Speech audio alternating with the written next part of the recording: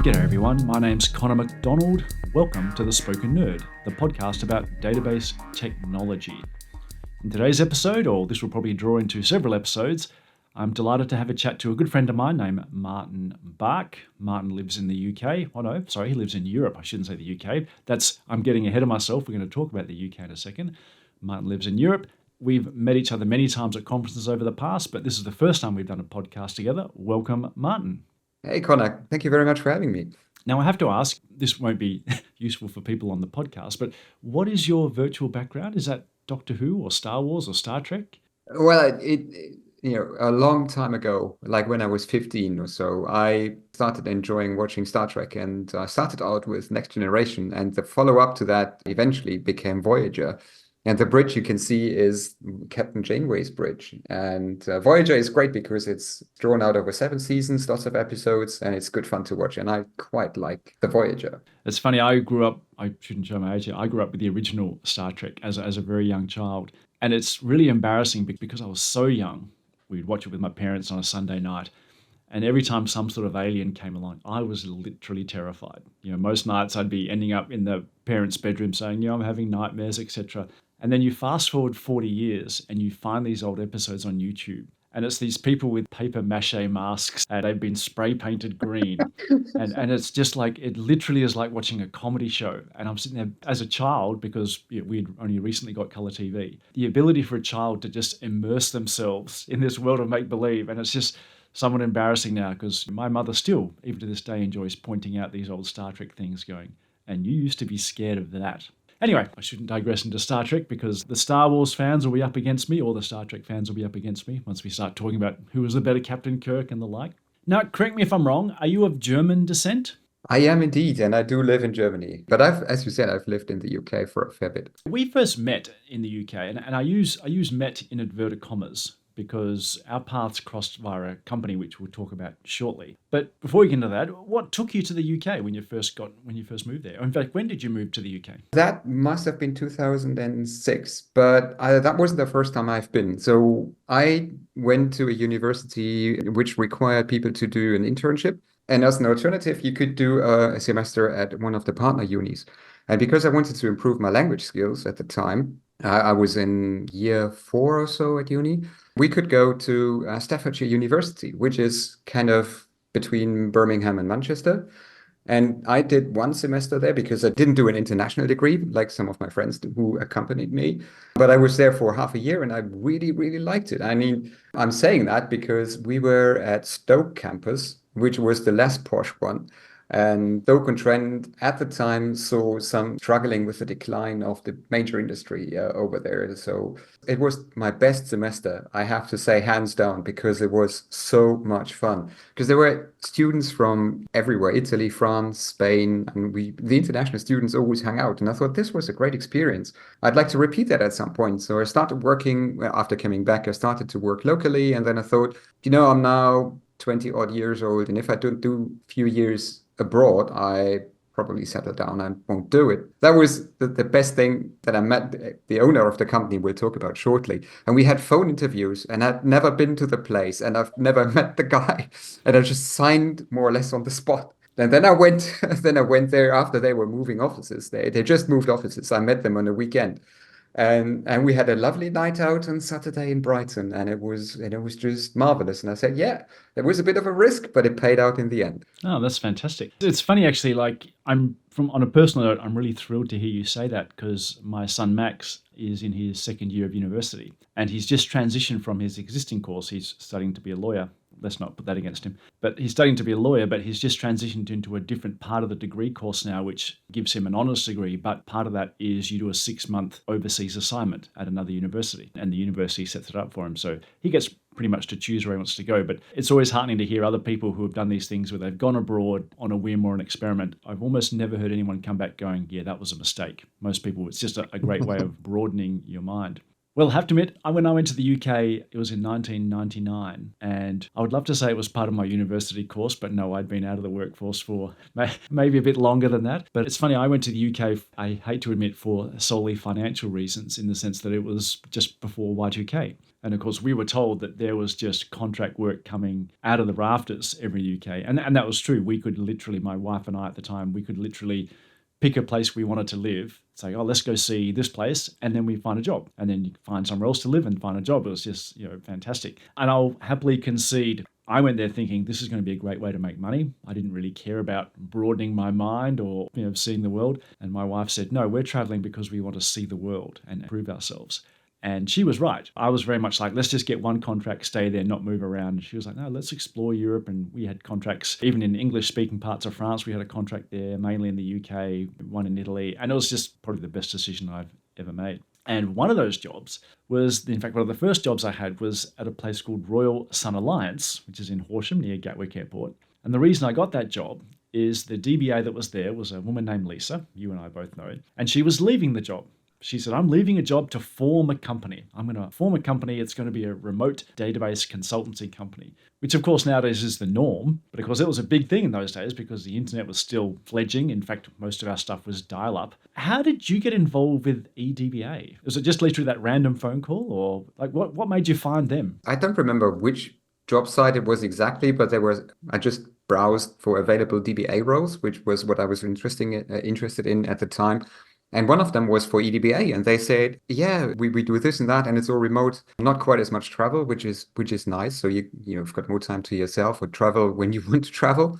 And they also had the name of, this famous Connor McDonald on their website who works for them. So I thought, I don't think I had any fame then or now for that matter, but well, it certainly rang a big bell for me. I said, hey, if Connor's working there, it can't be that bad. So that's how we got into phone interviews. I think we did 2 or 3 phone interviews, and they offered me the job. And that was in Brighton. And like I said, I've signed. I've not seen Brighton. But the other jobs that were on offer, they were kind of further up north, which is something I, had no problem with because I've been at the uni and I quite like the accent from kind of the Midlands and further up.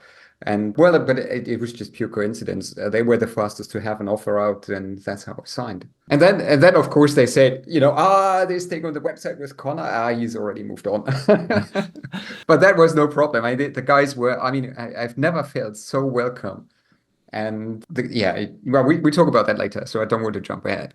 I have to admit, it's funny you should say that. As I said, I was joining Royal Sun Alliance to work as a DBA, and Lisa was moving on. But very quickly, even though I was still working with RSA, I found myself doing a little bit of ad hoc work for eDBA, simply because they were just really nice people. In those days, they literally were working out of the bedroom. They had a few staff members, each one had a bedroom each, in which they had converted to a study.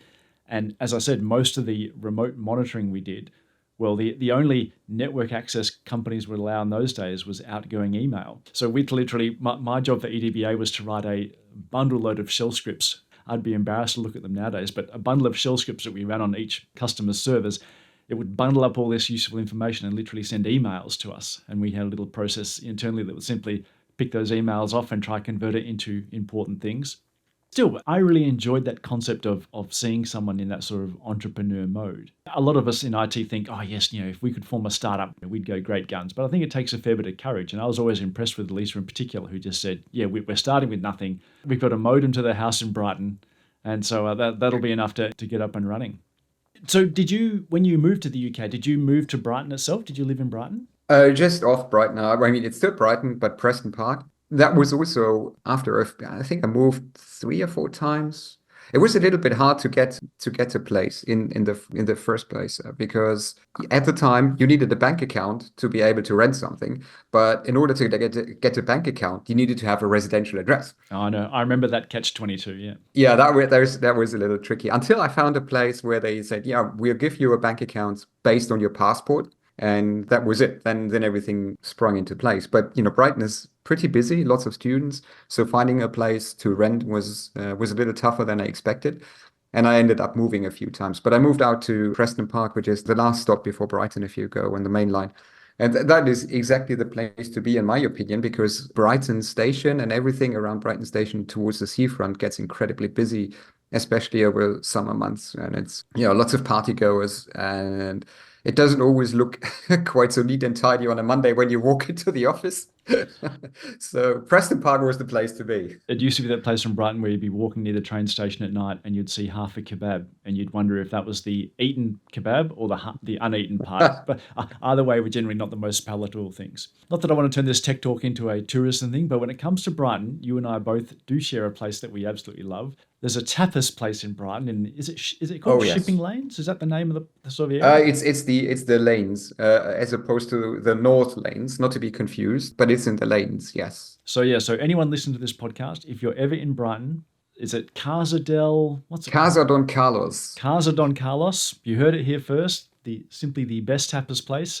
10 years ago, when my partner and I swam the English Channel, the first thing we did when we got back to England was we went to the tapas place and had tapas there. It was absolutely fantastic. Do you keep in touch with any of the EDBA people? I kind of lost contact with most of them. So I'm still connected with them over LinkedIn, but a lot of them have EDBA, then eventually got acquired, I think a couple of times or so.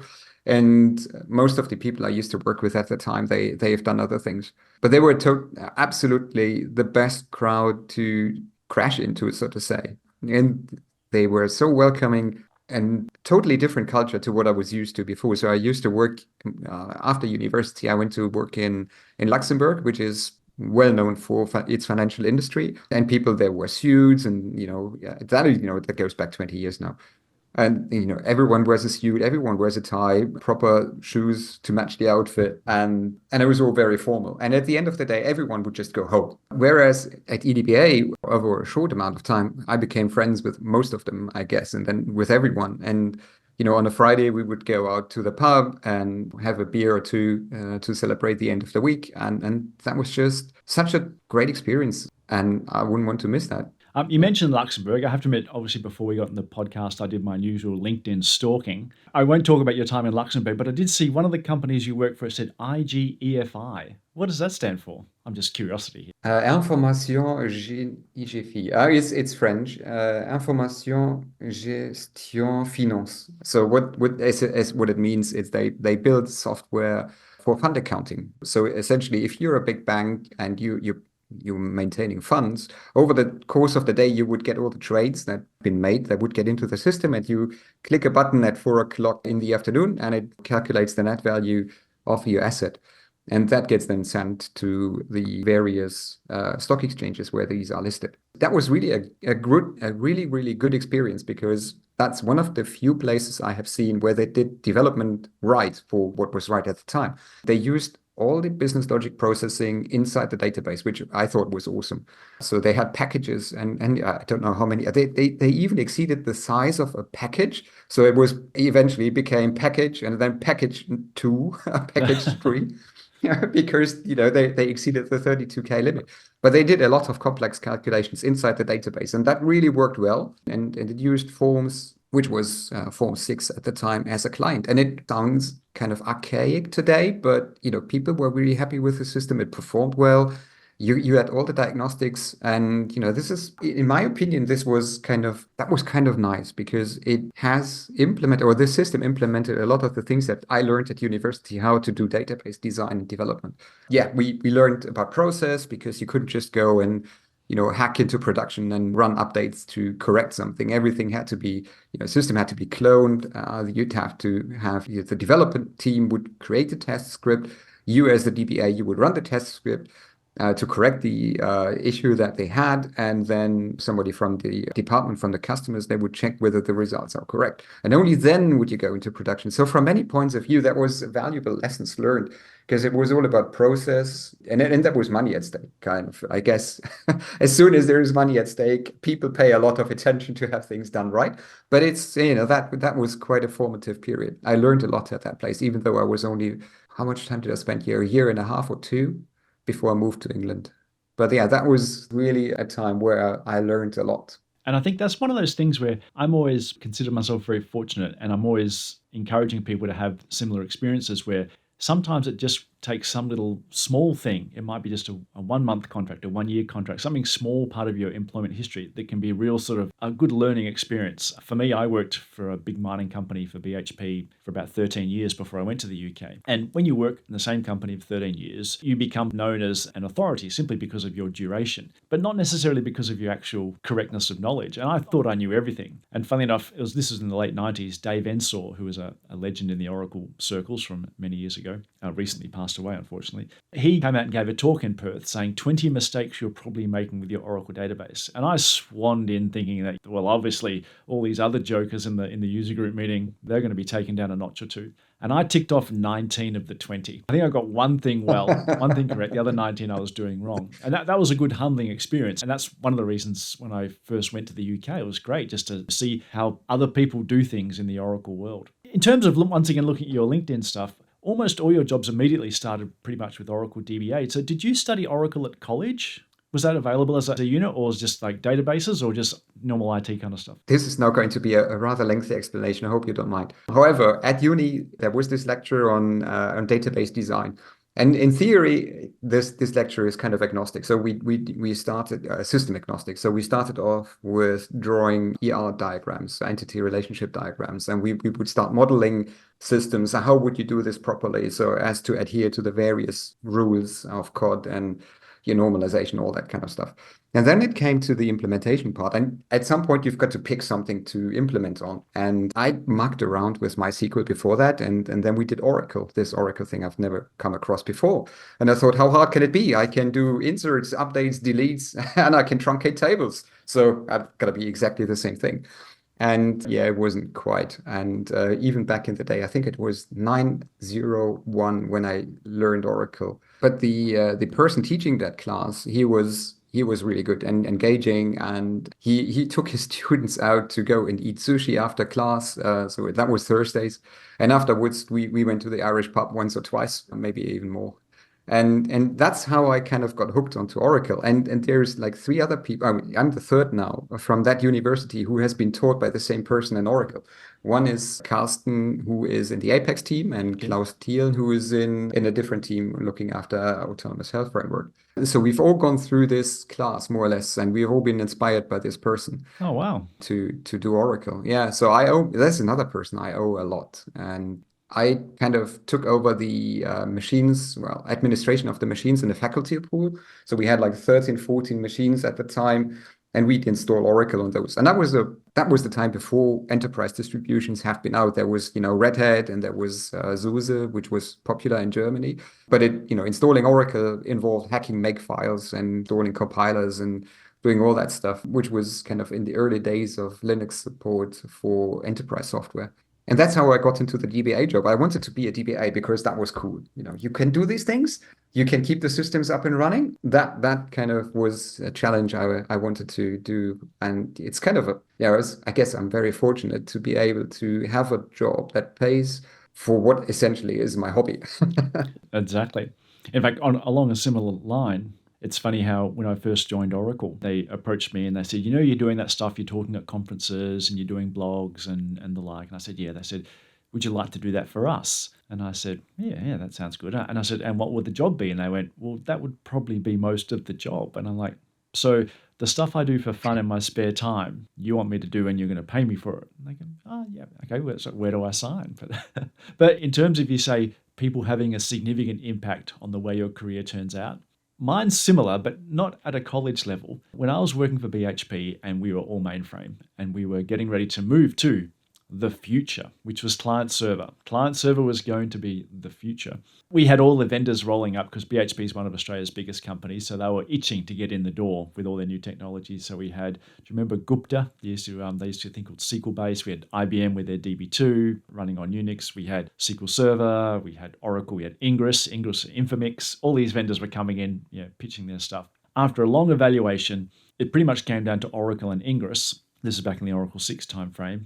And as developers, we all thought Ingress was better, especially the GUI tools for the actual front end.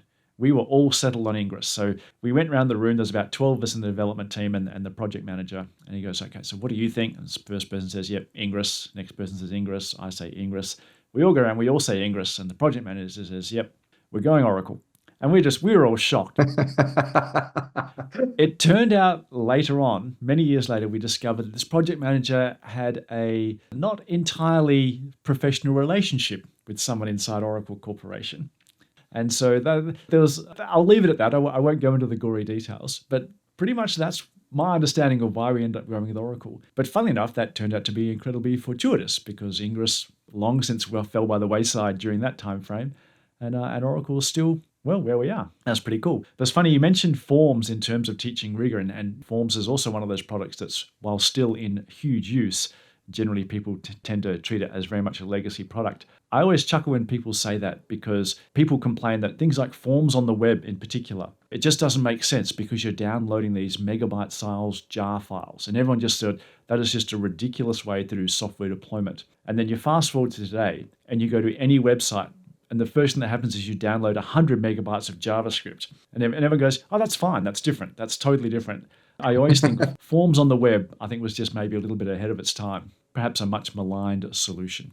But anyway, I digress. Continuing through my LinkedIn history, we share a common patch of career history, which is you set up Martin Bach Consulting, basically doing your own thing. And that's pretty much what I did when I was working in the UK as well. How did you find that concept of basically going out on your own and just effectively consulting for companies as opposed to being directly employed by them? So after I've spent a little bit of time at EDBA, I think about 2 years, maybe 2.5 years, I went to work in London and got to meet lots of very smart people and who all worked in investment banking. And they did such incredibly interesting stuff. And, getting their hands on the latest technology, real application clusters was a big thing that I thought, hey, this is something I would like to better understand and work with. But I didn't have the chance in my previous employments to work with these to that extent I wanted to. And, talking to all these incredibly talented, as it turns out, contractors in London, I thought, if they are doing that well, and if they are successful and they're having fun with what they do, maybe I should try this contracting thing as well. And, quit the job, set up a limited company, and then went out hunting for contracts, just like you did. But I guess at the time when I did this, the golden age of contracting in the city of London has kind of not come to a stop, but it was not growing at the same rapid rate as it was before. And so what I did is I thought I'll grab a contract that keeps me busy for 2/3 of the week. So I've got a little bit of time to do small consultancy gigs that are short term, where I can do some work on the trains maybe, or be on site for a day. That's essentially what I wanted to do, and I was incredibly lucky and that it all worked out that way. And I got to work with some really, really cool projects, very nice people on the way, and I learned an awful lot. So that was fantastic. I agree. It's funny, having been a permanent or full-time employee in Australia for so long, and in those days, this is the late 90s in Australia, contractors were generally seen as pariahs in companies. They were seen as mercenaries that had come along. There was generally a negative view toward contract staff, which is just, maybe that still extends to this day to some degree. I was a little bit hesitant, but then when I first went over there, obviously the Y2K thing helped because people were just clamoring for contract staff. But I still found that concept of going into, for lack of a better term, foreign environments and having to try hit the ground running, and not necessarily going in as an expert, often just going in as another resource that was needed, but just seeing the different way people do things. I did one contract at Ford Motor Company where development team lead was a big fan of Oracle Designer. And so he'd put an edict in place that all the applications written for Ford Motor Company by his team would be 100% generated out of Designer. And so if you couldn't generate it, that piece of functionality or that the user wanted something in a certain way, if it couldn't be generated, it wasn't done. They came up with a workaround, which was both limiting, but also amazing to see the fact that people could build entire application portfolios, 100% generated, the whole team had bought into it. And they were really, as a contract group, they were just a fantastic bunch of guys in the same way that they were constantly trying to learn. I remember one night they said, look, would you mind staying behind a few nights this week? We want to learn more about this DBA stuff you do so we can be better at programming. Once I picked myself off the floor, to have a group of developers, make the request. We did some late evening stuff about backup recovery, row IDs and stuff like that. You just encounter these people. When you switch companies regularly, I found, you encounter these interesting projects and interesting people. Having said that, given that we're both Oracle employees, I want to stress to anyone listening, we're not encouraging people to go out and race around the different companies. If you're working for Oracle, you want to stay at Oracle. So they're very important. In our next episode, Martin and I will chat about another thing we have in common, namely being active on social media through the medium of blog posting and other mechanisms. Both of us have blogs going back several decades. We'll share how we got them started, the motivations for them, and what the future may hold. Catch you then. Thanks for listening to this podcast. The music credit goes to Zanman from Pixabay Music.